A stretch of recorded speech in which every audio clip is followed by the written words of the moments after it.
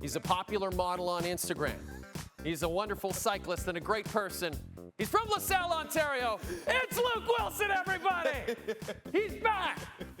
How are you, pal? I'm living large. Great to see you, man. Great to see you. I won't try to hug you like Roger Goodell.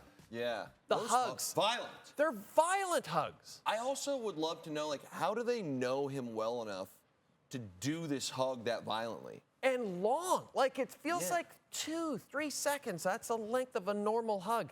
These are 9-10-second hugs. To be honest, Jay, I'm glad you brought that up because that is the strangest thing besides all the stupidity that happens in the front office. I see that every year, and I'm like, man, that is so weird. It's interesting because we have the CFL draft coming up this Tuesday on TSN. Our former boss, Stu Johnston, is the new commissioner. I'm expecting long hugs from Stu. You know what? Right? I think Stu would be a good hugger. Yeah. Not that I've got many hugs from Stu, but I think we'll find out. Hopefully we can get him in studio next week. We'll see if we can get a hug from him. Okay. The big deal, everyone knew about Cam Ward. The big deal, of course, was the Jags trading up to 2 to get Travis Hunter. They give up a second-round pick this year, next year's first-rounder. James Gladstone's their new GM. He said, and I quote, "Hunter can alter the sport itself." Is that true, Luke? No, it's not. Jay, I don't know where to begin with this. Okay, first off, James Gladstone, I believe, is a year younger than me. Okay, if you're wondering why Jacksonville just got fleeced by the Cleveland Browns, of all the teams to get fleeced by, a front office that traded for Deshaun Watson, clearly Cleveland's got some issues. I'm sorry, Browns fans.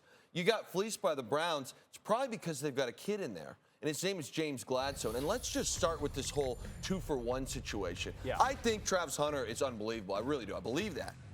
But you're going to tell me that this guy has the stamina to go and play the Houston Texans in their division, who's the strongest team in their division at the moment, in my opinion, and hem up Nico Collins, play man coverage against Nico Collins, and then flip to the other side of the ball and then go route up Stingley Jr.? Right. Okay, first off, besides the fact that he's not Lance Armstrong pumping EPO into his body, okay, what on earth is this guy, when is he going to have the time to study? This is not college football anymore. You got to know route combinations. You got to know, hey, this is what Nico Collins likes to do. You know, he's going to give me a move here. I got to be ready for that. Here are the combos that's going on. Here are the blitzes that we're going to run. All of these things. We watch film for hours on end on one side of the ball. Oh, now we're going to flip to the other side and study an entire playbook?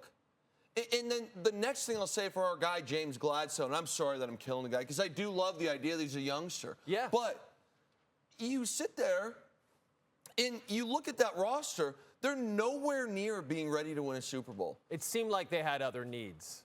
They have about 7 holes, okay? And you know how you fill some of those holes? And I get, we got one guy that can fill 2 holes. I'm not sure about that. But you go into the draft and you build. You know what you don't do? You don't give up more picks. Oh, and by the way, you guys are most likely going to be trash, and you just gave up your first pick, which will probably be a top 5 pick next year. Oh, and by the way, I'm not even done yet. Trevor Lawrence is a huge question mark. Yeah. Like, I cannot believe, I love that they got Travis Hunter, but the amount they gave up is utter insanity to me. My head's going to explode. Would you have preferred they have taken Genty? Because I think a lot of people thought that's who they were taking. Genty, I mean, I think Abdul Carter, I don't know. Genty would I can't fathom trading. Well, let's talk about Shedeur Sanders. Yes. Because this is wild. I mean, there was talk that he might fall out of the first round. I don't know if I believed it. And I certainly thought when the Giants traded back and they get Carter, a lot of people thought they were taking Carter. When the Giants got 25, I think we all thought, okay, here we go. They're taking Sanders, and they take Jaxson Dart, which, we talked to Todd Furman about this yesterday. A lot of people thought Dart could go late in the first round, but you were obviously surprised about that. I was, Jay, and I'll calm down here because this is Giants. It's a little more expected for me. We'll get into that in a sec. Let's start with Shedeur. One of the things that bothers me, as a former guy, is that I don't understand in this draft process how Shedeur Sanders was at one point in a conversation to go first overall Cam Ward. And without playing a football game, he somehow drops out of the first round. And I always wonder, like, the guys who had him projected as a top 3 pick when the season officially just ended. What were they looking at?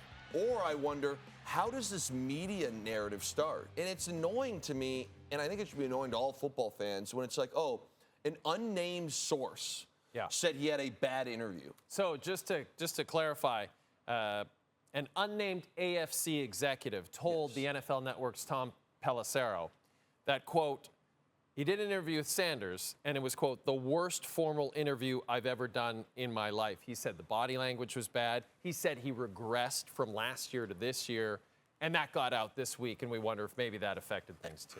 And I just, as an executive, you would think that you would have enough common sense to, if you're going to say that, like, put your name on it. Right. So that bothered me. But again, what bothers me more is the fact that this guy has gone out. He won at Jackson State, and I get that's not a good school, good football school. But he won there. He goes to Colorado, and he won there. Did they win a natty? No. But he took an organization, a program, that was the doormat of not just the Big 12, of all of college football. An embarrassment. And at one point, they're in conversation for potentially, they lost a tough one late, of going to the Big 12 championship. This guy's won everywhere. He's been in the spotlight his whole life. And then you get to the Giants. And I know that everyone's like, oh, Jaxson Dart and the Giants. Well, let's not forget who the Giants are here. 2019. We draft Daniel Jones and then pay him a bunch of money. This is the same organization that just let Saquon Barkley walk out the front door and go to their rivals and have arguably the greatest rushing season of all time and win a Super Bowl. This is the same organization that drafted in 2021 a really highly touted receiver, Kadarius Toney. This is the same organization, and I know they just took his option, but Kayvon Thibodeau is a top 5 pick for them a couple years ago. And there's rumors that he doesn't even like playing football. So the Giants are going to giant, and I look at Daboll, and I'm like, man, you went out. First off, it's even crazier. I didn't get to this, is that Joe Shane's kid leaked that they were going to draft Jaxson Dart today via Instagram. Yeah, you gotta get the kid locked down on it's that a circus. Take the kid's phone away. Take the kid's phone away.